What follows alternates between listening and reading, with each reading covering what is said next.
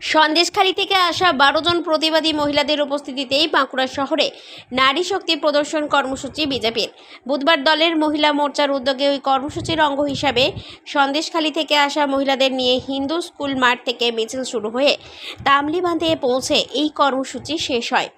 BJP প্রার্থী doctor Subhash সরকার বলেন, সন্দেশখালীর নির্যাতিতাদের নেতৃত্বে বাঁকুড়ার মহিলারা এই মিছিলে অংশ নিয়েছেন। এ রাজ্যের আর কোথাও যেন শাহজাহান না তৈরি হয়, সেই বার্তাই এদিন দেওয়া হচ্ছে বলে তিনি জানান। বাঁকুড়া থেকে মোহাম্মদ শাহজাহান আনসারির রিপোর্ট, 99 নিউজ বাংলা।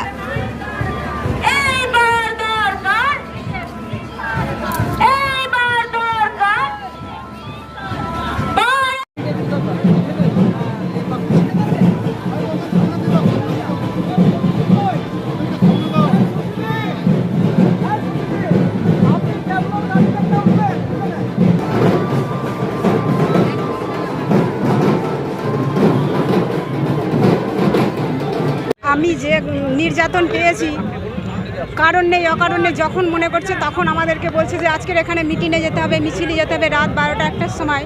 তখন না যদি যায় তাহলে স্বামীদের ওপর অত্যাচার, স্বামীদেরকে জোর করে ধরে নিয়ে গিয়ে মারছে। স্বামীর সামনে যখন ছুটে যাচ্ছি যে মেরো না, তখন আমাকেও মেরেছে, আমার শ্বশুরমশাইকেও মেরেছে টিএমসির লোকেরা।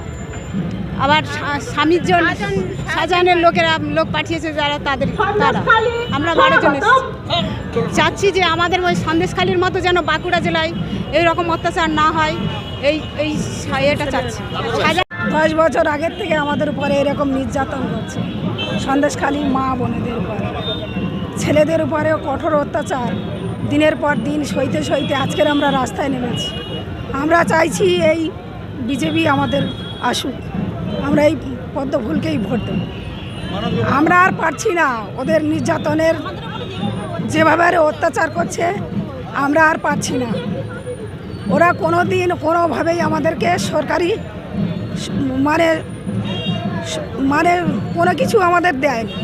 আমাদের সেই ভাঙা বাড়ি, সেই আমফান ঝড়ে বুলবুলি ঝড়ে আমাদের যেসব ক্ষতি হয়েছে, সর্বশান্ত হয়ে আমরা সেভাবেই বসে আছি কুড়ে ঘরে, কিন্তু আমরা কোনোভাবেই আমরা সাহায্য পাই।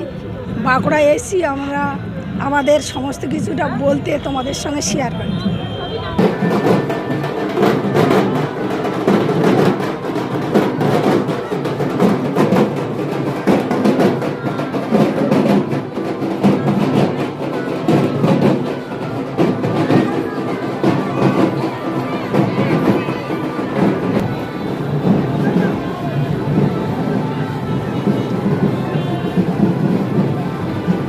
এই র্যালিতে বাঁকুড়ার মহিলারা অংশ নিচ্ছে, আর সন্দেশখালীর নির্যাতিতা মহিলাদের নেতৃত্বে এই র্যালি মহিলারা করছেন নারী শক্তির প্রদর্শন।